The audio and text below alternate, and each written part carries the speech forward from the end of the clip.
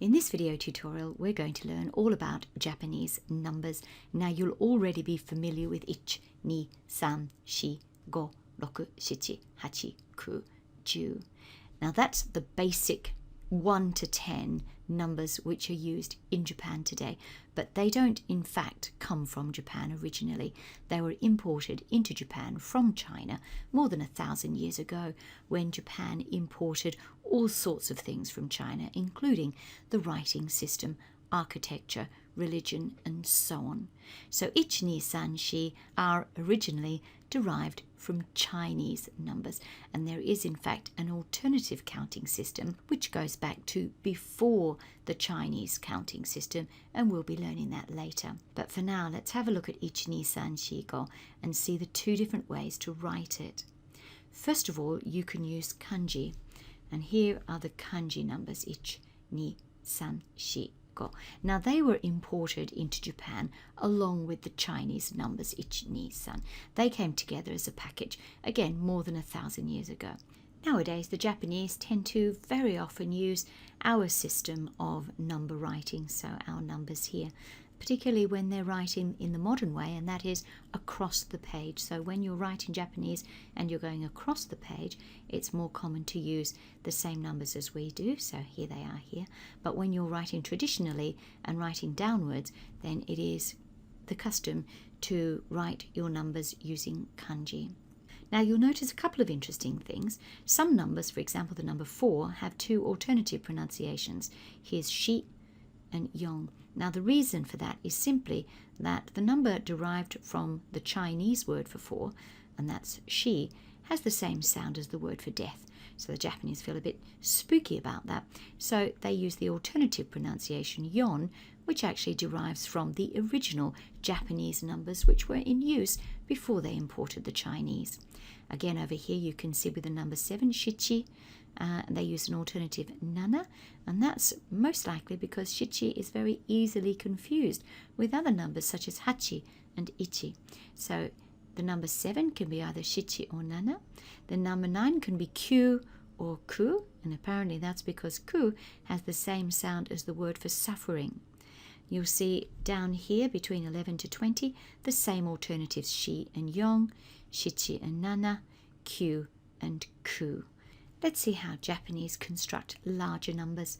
Have a look between 11 and 20, and you can see the system is very easy. You take the character for 10, ju, and you simply add the number afterwards: ichi, ju, ichi, 11, ju, ni, ju, san, ju, shi, ju, go, etc. What could be easier? Now, to make 30, again, very logical. If it's number 3, you take the 3 and then you add 10. So it's like 3 tens, and that's 30. Sanju, 40, yonju, goju, rokuju. So very systematic. But what isn't included in this chart is how you actually make 31, 32, 43, and 44. And we're going to have a look at that in a moment. But let's go down and see what happens when you get to the hundreds. Okay, very logical, simple system. To make 200, you simply put a 2 and then you add 100, ni, hyaku. 300, san, and then you add hyaku. But what you do notice over here, if you have a look carefully at the way you pronounce these numbers, is you can see it's not quite as straightforward as it looks. So instead of san, hyaku, which you'd expect, you've got san, byaku, san, byaku. For 400, yon, hyaku. That's not a problem. 500, go hyaku. Okay, but look at 600. We should have roku hyaku, and what we've got is lopyaku. 700, nana hyaku, that's fine. But look, this should be hachi hyaku, and instead we've got hapyaku. Kyuhyaku, kyuhyaku, that's as you would expect. So what's happening with these phonetic changes? Hapyaku, lopyaku, sambyaku. All it is people being lazy. It's actually quite hard to say sanhyaku. If you repeat it 3 or 4 times quickly, sanhyaku, sanhyaku, sanhyaku, you actually get a sore jaw.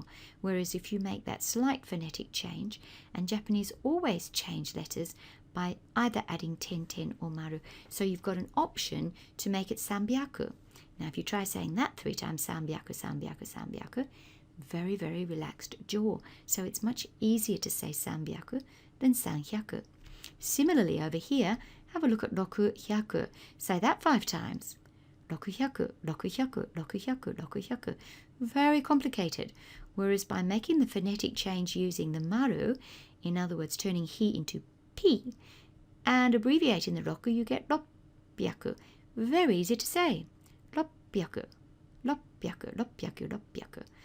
Again, 800, much easier to say 800. Now, would it be wrong to say 800?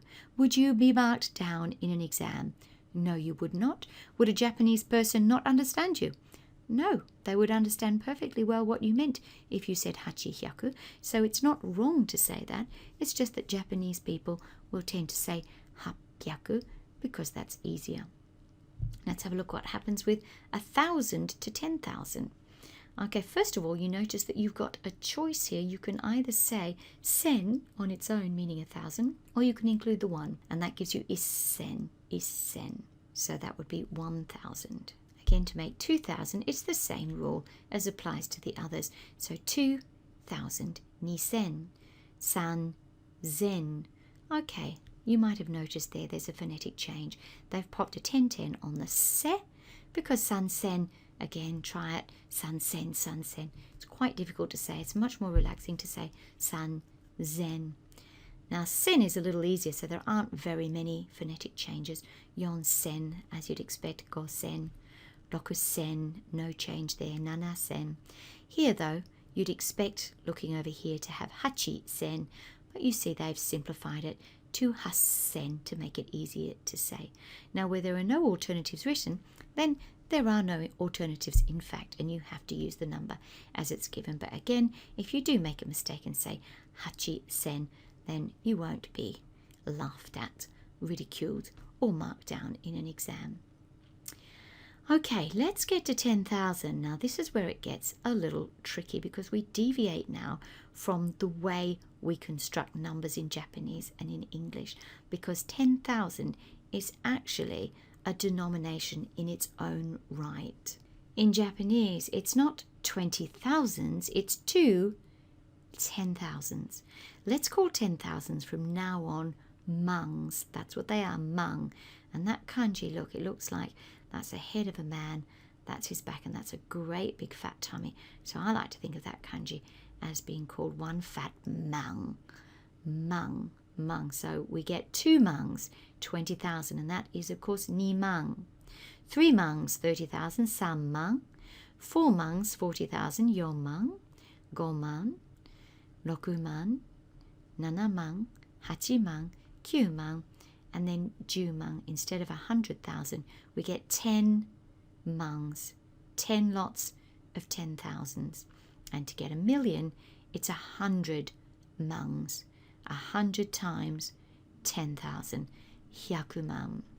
Okay, let's have a little practice and see if we can construct some numbers using this new number system. Okay, these are the numbers that we need, and of course they're written in kanji so that we can practice writing Japanese numbers in kanji. We've got 1, 2, 3, 4, 5, 6, 7, 8, 9, 10, 100, 1000, man. And that's everything we need to take us all the way up to 100 million. Let's start with a simple number, the number 8. Single digit, that's easy in Japanese.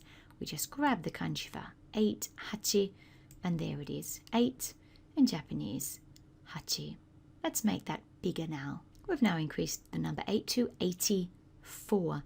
Now in English, when we put the 8 in this position, we automatically know that means 8 tens.